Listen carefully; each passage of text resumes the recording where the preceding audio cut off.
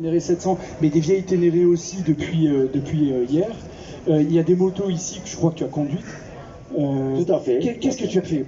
Pourquoi déjà cette passion pour le pilotage et pour la moto? Ça vient d'où? Est-ce que tu m'autorises à me dévoiler Je t'en prie.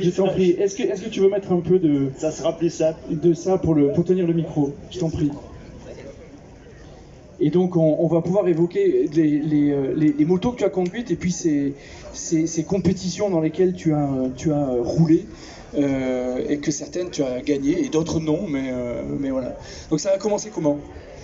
Oh, si je peux faire vite, moi j'ai quitté le lycée pour faire du motocross. D'accord. C'est carrément une passion. C'est une bonne idée. Et depuis ce jour-là, je vis de ma passion. J'ai cette chance-là. D'accord. Ma vie, c'est une passion, quoi. Voilà. J'ai réussi à vivre de ma passion et de mes exploits. Cette passion, c'était le motocross. Au départ, c'est le motocross, ouais. Ok. Ouais. Tu avais capté où ça? Coup de foudre. Mon père aimait aller voir du motocross. Il avait une moto de route. D'accord. Et puis il m'a amené voir motocross et j'ai eu le déclic, quoi. Je veux pas manquer de respect, mais on est en quelle année là? On est en 1960. Donc le motocross, il y a déjà plein de tubes, il y a des clubs, il y a des compétitions et c'est vraiment quelque chose d'important. Ouais, c'était un sport. Au point de quitter le lycée, c'est ça? Ah oui, j'ai quitté le lycée, j'étais en seconde, je dis je rentrerai pas en première, je vais faire du motocross, je ferai ce qu'il faut et tout. Mon père a dit ouais, mais si tu en fais, tu vas en faire alors, et tu vas pas faire les choses à moitié pour t'amuser. Ouais. D'accord, ok. Alors c'était l'obligation au service militaire volontaire et après je suis rentré chez un importateur moto qui était Franck Lucas, l'importateur des motos espagnoles Bultaco. Pour travailler. Et l'histoire est partie pour travailler et faire de la moto, du motocross et apprendre et travailler sur les circuits. D'accord, mais tu travaillais sur quoi? Sur la technique, sur le... Alors je travaillais chez Bultaco, j'étais magasinier pour les pièces détachées. Je faisais les importations, beaucoup de voyages de Barcelone à Puylaurens. Okay. C'est dans l'Ouraguais, on va dire, tout près de Toulouse. Et puis, parallèlement, je faisais du motocross, mais c'était moins pro que maintenant, mais enfin, il fallait s'entraîner un peu quand même, quoi. Donc, tu faisais du motocross en Bultaco? C'est ça. Alors, c'était quoi? C'était des deux temps? C'était quel cylindrée? XS650. D'accord. Ils sont arrivés la XS 1100. Oui. Qui était une bonne vente aussi. D'accord. Et puis. Et ce métier de concessionnaire te plaisait au-delà de la compétition? Tu étais à l'aise? Enfin, il te manquait la course ou pas? C'était un début. Hein, c'était un début. Je suis rentré dans le monde du commerce, quoi. D'accord. Avec les contacts et tout, puis le commerce, les banques et tout. Eh oui, il faut changer. Mais parallèlement, donc les 2 premières années, j'étais donc pilote motocross, mais j'avais plus le temps de m'entraîner. Oui. J'ai terminé à peine dans les 5 premiers. J'ai pas été champion de France avec Yamaha. D'accord, voilà. Ok. Et donc il y a cette... Et la Nice, le départ de Paris-Dakar, c'est Jean-Claude Bertrand qui a imaginé une course qui allait de Abidjan à Tunisie et qui finissait à Nice, quoi. Okay. Et c'était le b.a.-ba du Paris-Dakar. Et donc là, quand j'ai vu ça, j'étais pareil, coup de foudre. Tu étais chez Yamaha, tu avais cette concession? J'étais chez Yamaha, j'avais la concession, je pouvais pas, j'étais pas assez libre, mais j'ai dit je vais faire un de ces rallyes-là, ça va pas tarder, quoi. D'accord. Ouais. Mais tu avais la moto déjà en tête pour ça ou pas? Et ce profil les 2 premiers Abidjan-Nice et les 2 premiers Paris-Dakar, c'est des 500 XT qui ont gagné. Ah, 500 XT, comme celle qui est là. Les 2 premiers Dakar, une 500 XT, comme celle de Mathias Heim, il en a une là. 500 XT standard, quasiment avec des sacoches, un gros réservoir, ça y est. Tu parlais de Jean-Claude Olivier, donc qui était le patron de Yamaha France. Lui-même s'implique dans la course et court. Vous avez couru ensemble, je crois. Ouais, on a couru ensemble, mais lui, il a fait, avant moi, il a fait un Paris-Dakar, il était bien classé, mais il est tombé, s'est cassé un bras. D'accord. Mais il a toujours été après passionné de l'Afrique et des courses du circuit. Donc là, on est au tout début des années 80. C'est ça. C'est ça. Moi, j'ai démarré mon premier Dakar, j'ai pu démarrer en janvier 81, mon tout premier Paris-Dakar. Et j'ai plus de mémoire, mais c'était le premier Paris-Dakar? C'était le troisième. Le troisième. Donc tu t'es inscrit au 3e Paris-Dakar, c'est ton premier Paris-Dakar. Les 2 premiers ont été remportés par Cyril Neveu sur 500 XT. Après, maintes péripéties, mais bon, c'est comme ça. Donc ce premier Paris-Dakar pour toi, qui est le 3e, tu le fais en 500 XT? Je le fais en 500 XT, qui est... La moto, je commence par la fin. La moto à la fin m'a été remise par Jean-Claude Olivier, m'a dit tu la gardes. D'accord. Et 10 ans après, il a voulu me la racheter, donc je lui ai revendu. Ah, tu as dit oui. Et elle est restée dans la collection Jean-Claude Olivier. D'accord. Et aujourd'hui, elle est chez un collectionneur à Madrid. Ah d'accord, ouais, ok, voilà. ok. Et elle tourne. Oui, oui, elle est célèbre, elle est dans beaucoup de bouquins, de journaux et tout. Une 500 XT à l'époque, on lui fait quoi pour faire le Paris-Dakar?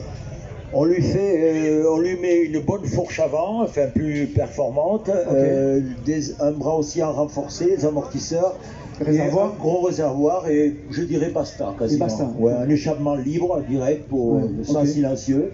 Mais à l'intérieur du moteur, presque rien. Pas grand chose. Non.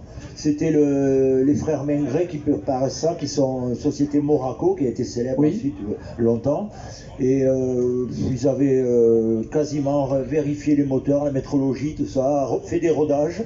Et on avait donc droit à changer le moteur le jour de repos, à Agadez en général. D'accord. Et voilà, 2 moteurs faisaient le Paris-Dakar. Ça a duré combien de temps? Ça a duré 21 jours et, si j'ai bonne mémoire, 13 500 km. Quand même. Et quel type d'assistance derrière avec vous? On avait des 4x4 Range Rover et des camions, des Mercedes 4x4, des Unimog. Unimog 4x4. Unimog, d'accord. Mais c'était l'équipe officielle Yamaha France. Oui, vous aviez des pièces, vous aviez des mécaniciens. On était 5 pilotes officiels avec un mécanicien pour chaque pilote. D'accord. Plus les chauffeurs des véhicules d'assistance 4x4. Ok. Voilà. On accueillera tout à l'heure Adrien Van Beveren qui est dans le quartier, donc on en parlera un peu avec lui. Mais, oui, voilà, je l'ai vu au Touquet cette année, il était en convalescence. Quoi, une autre époque de Paris-Dakar, mais ça c'est intéressant de partager. Tout à fait, Tu te rappelles du nombre de motos qu'il y avait au départ du Paris-Dakar? Alors c'était le balbutiement, mais il y avait quand même 130 motos, si je me souviens bien. 150 ou 160 voitures, une cinquantaine de camions, mais l'année d'après ça avait doublé quand même. C'était un succès incroyable. Ah oui, d'accord.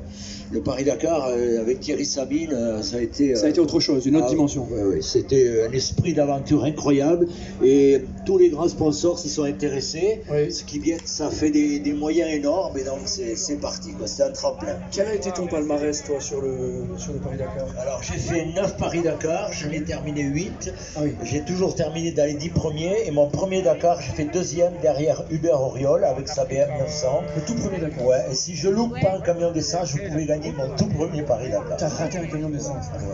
D'accord. Okay. Mais ça fait partie de la course.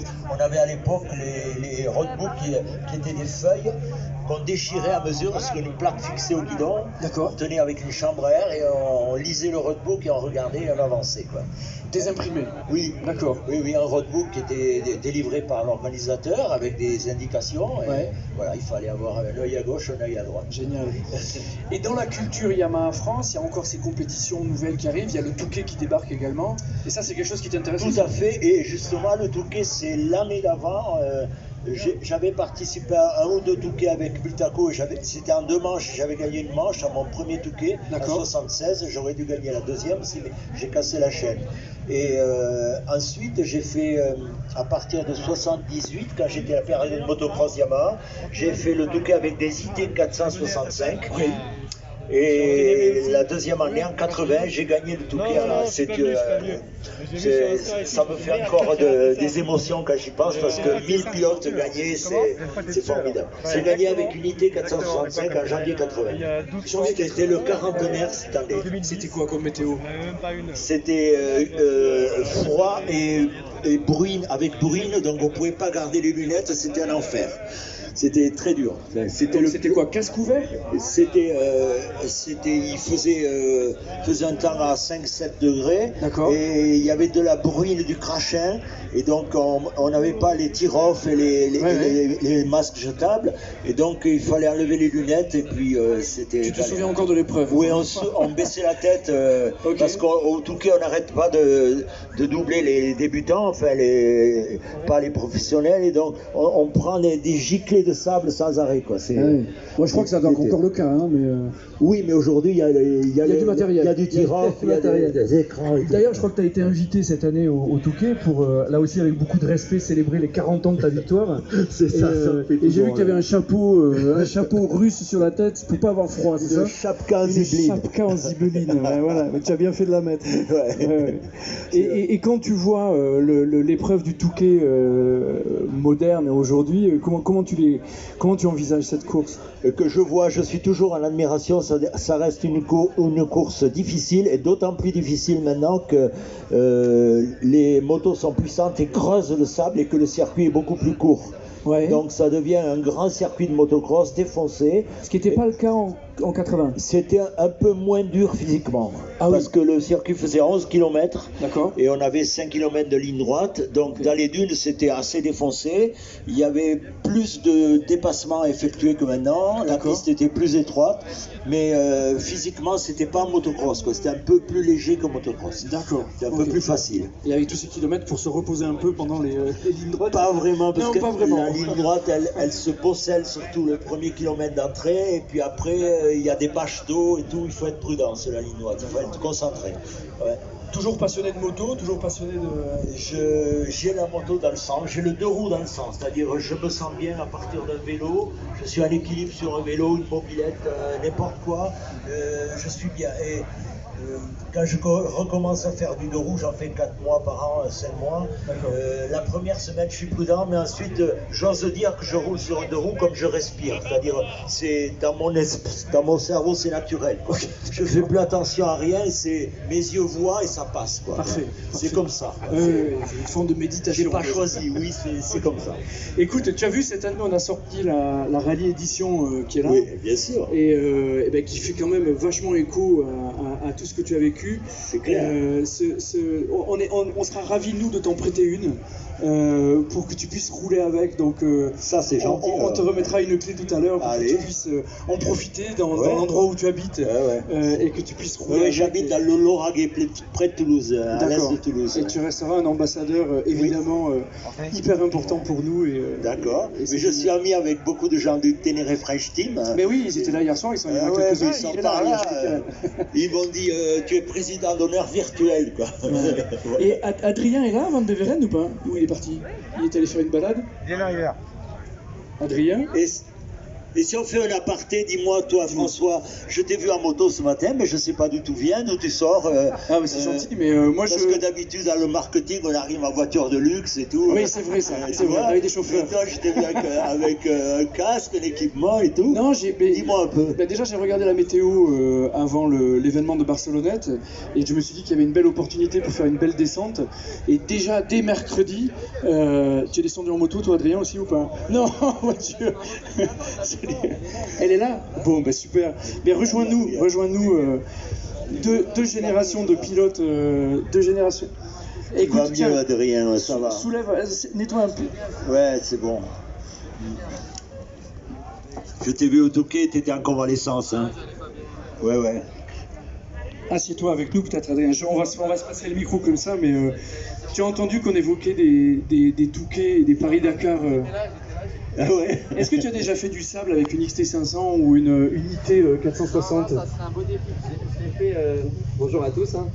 Je l'ai fait avec la Ténéré 700 puisque j'ai fait les tests, un petit peu de développement en Argentine. Ça fait déjà quasiment 3 ans que je suis monté sur cette moto pour la première fois.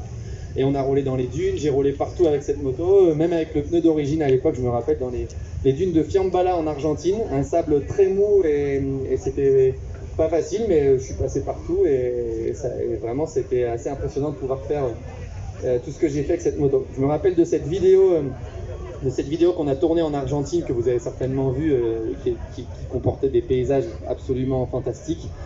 Et moi, la première fois que j'ai vu cette vidéo, parce qu'on a fait quand même 5 jours de tournage dans les dunes, dans les cailloux, dans les montagnes, un peu partout, la première fois que j'avais vu cette vidéo, j'étais assez déçu. Pas par la vidéo, parce que c'est vrai qu'elle était magnifique avec les cheveux et tout, mais par ce qu'on montrait dans cette vidéo, parce que c'est vrai qu'on était resté assez sobre sur les images, mais j'avais fait des sauts, j'avais vraiment